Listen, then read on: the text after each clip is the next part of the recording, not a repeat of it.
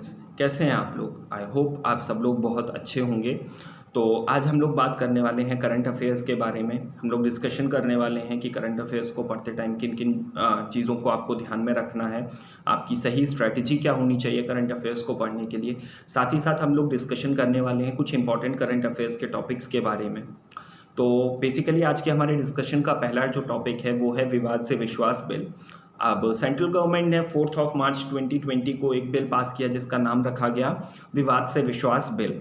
इस बिल के अंदर सेंट्रल गवर्नमेंट ने जो भी नॉन टैक्स पेयर्स थे उनको एक रिलैक्सेशन प्रोवाइड किया कि अगर वो 31 मार्च 2020 तक अपना जो कि रिमेनिंग टैक्सेशन अमाउंट है उसको पे कर देते हैं तो जो भी उन पर फाइन या सैंक्टिटी या पेनल्टी इम्पोज की गई थी या कोई भी इंटरेस्ट लगाया गया था उससे उन्हें वेवर मिल जाएगा, उससे उन्हें रिलैक्सेशन मिल जाएगा, उससे उन्हें छूट प्रदान कर दी जाएगी। बेसिकली इस एक्ट को पास करने के पीछे सेंट्रल गवर्नमेंट का आइडिया बहुत ही क्लियर था कि कहीं ना कहीं कोई भी केसेस जो डेट रिकवरी ट्रिब्यूनल्स में या आईटेट में, India's income tax appellate tribunal के अंदर या हाई कोर्ट या सुप्रीम कोर्ट के अंदर पेंडिंग है तो वो केसेस काफ़ी लंबे समय तक चलते हैं और इसमें कहीं ना कहीं काफ़ी ज़्यादा खर्चा होता है और उसके बाद जाकर फाइनली टैक्स की रिकवरी होती है। तो सेंट्रल गवर्नमेंट का आइडिया ये था कि वॉलंटरली जो लोग फील करते हैं कि उन्होंने टैक्स पे नहीं किया है वो आकर 31 मार्च 2020 तक टैक्स पे कर दें। अब सबसे इम्पॉर्टेंट चीज़ यहाँ पर जो देखने वाली है कि इस स्कीम के अंदर या इस पर्टिकुलर एक्ट के अंदर 9.32 लाख करोड़ रुपए का अमाउंट इस टैक्सेशन रिजीम के अंदर आ रहा था। काफ़ी सारे लोगों ने टैक्स पे भी किया इस स्कीम के अंदर और उन्हें वेवर भी दिया गया। अब जब ये पर्टिकुलर एक्ट पास किया गया तो यूपीए यूनाइटेड प्रोग्रेसिव अलायंस जो कि कांग्रेस पार्टी का ग्रुप है उन्होंने इसको काफ़ी ज़्यादा क्वेश्चनिंग में लाया, काफ़ी ज़्यादा कंट्रोवर्सी में रखा, लेकिन फाइनली बिल पास हो गया। बेसिकली ये एक मनी बिल था। मनी बिल क्यों था? क्योंकि ये फाइनेंशियल मैटर्स से रिलेटेड था। अब जैसा कि हम सभी को पता ही है कि जब भी कोई मनी बिल होता है तो उसमें केवल और केवल लोकसभा से उस बिल को पास किया जाना इम्पॉर्टेंट होता है। राज्यसभा के पास कोई ऑप्शन नहीं होता है उस बिल को रिजेक्ट करने का और मनी बिल हमेशा लोकसभा में ही प्रेजेंट किया जाता है। अब आपके क्लेट के एग्जाम में ये क्वेश्चंस कई बार इस तरीके से पूछे जा सकते हैं कि जो विवाद से विश्वास बिल है वो किस फॉर्म का बिल था या मनी बिल को किस हाउस ऑफ पार्लियामेंट में प्रेजेंट किया जा सकता है एटसेट्रा। तो आज के हमारे डिस्कशन का जो दूसरा टॉपिक है वह है ग्रीन हाईवेज। तो सेंट्रल गवर्नमेंट ने रिसेंटली एक पॉलिसी बनाई जिसके अंदर उन्होंने 780 किलोमीटर 780 किलोमीटर के ग्रीन हाईवेज को बनाने का प्लान लाया। बेसिक हाईवेज क्या है? ये हाईवेज सीमेंट से बने हुए हाईवेज हैं जिनके दोनों तरफ पेड़ पौधे लगाए जाएंगे, रोड के बीच में भी काफ़ी सारे प्लांटेशन पेड़ पौधे लगाए जाएंगे और एनवायरनमेंट का बहुत स्पेशली ध्यान रखा जाएगा जब इन हाईवेज को बनाया जाएगा। ये जो 780 किलोमीटर्स की रोड है ये 4 डिस्ट्रिक्ट्स में बनाई जानी है। जो डिस्ट्रिक्ट्स हैं हिमाचल प्रदेश, राजस्थान, उत्तर प्रदेश और आंध्र प्रदेश। अब ये जो ग्रीन हाईवे है इसको आने वाले 2 से 3 साल में इस प्रोजेक्ट को कंप्लीट किया जाना है और इस हाईवे को बनाने के लिए किसी भी तरह के डामर का यूज़ नहीं किया जाएगा, ये सीमेंट रोड बनाई जाएंगी। अब हमारे जो आज का डिस्कशन का तीसरा टॉपिक है वो है रिसेंटली कोविड-19 की प्रॉब्लम को हम सभी फेस कर रहे हैं।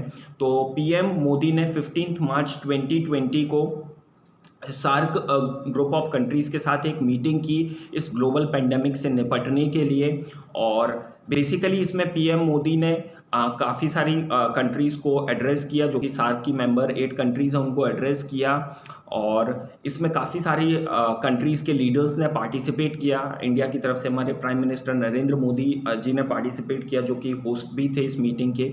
इसके अलावा श्रीलंका की तरफ से श्रीलंका के जो प्रेसिडेंट है गोटबाया राजपक्षा उन्होंने पार्टिसिपेट किया। इसके अलावा मालदीव्स के प्रेसिडेंट इब्राहिम सोलेह ने पार्टिसिपेट किया। इसके अलावा नेपाल के प्रेसिडेंट केपी शर्मा ओली ने पार्टिसिपेट किया। इसके अलावा जो भूटान के किंग हैं लोटे शेरिंग उन्होंने भी पार्टिसिपेट किया। इसके अलावा बांग्लादेश की प्राइम मिनिस्टर शेख हसीना ने पार्टिसिपेट किया। अफ़गानिस्तान के प्रेसिडेंट अशरफ घानी ने पार्टिसिपेट किया। पाकिस्तान भी सार्क का मेंबर है, लेकिन पाकिस्तान के प्राइम मिनिस्टर या प्रेसिडेंट ने इस कॉन्फ्रेंस को अटेंड नहीं किया और उनकी जगह पर पाकिस्तान के हेल्थ मिनिस्टर जाफ़र मिर्ज़ा ने इस कॉन्फ्रेंस को अटेंड किया और थ्रू आउट द कॉन्फ्रेंस वही कश्मीर वाला मुद्दा वो डिस्कस करते रहे। हालांकि अगर हम क्यूमुलेटिवली इस पूरे आइडिया के बारे में बात करें तो कहीं ना कहीं मोदी जी ने एक बहुत ही अच्छी ऑफरिंग दी है सार्क कंट्रीज़ को। उन्होंने 10 मिलियन यूएस डॉलर्स का हेल्थ फंड देने की बात किया है। साथ ही साथ उन्होंने जो भी सार्क कंट्रीज़ के फ्रंटलाइन वर्कर्स हैं उनको ट्रेनिंग देने की भी बात इस पूरी की पूरी मीटिंग में डिस्कस की है।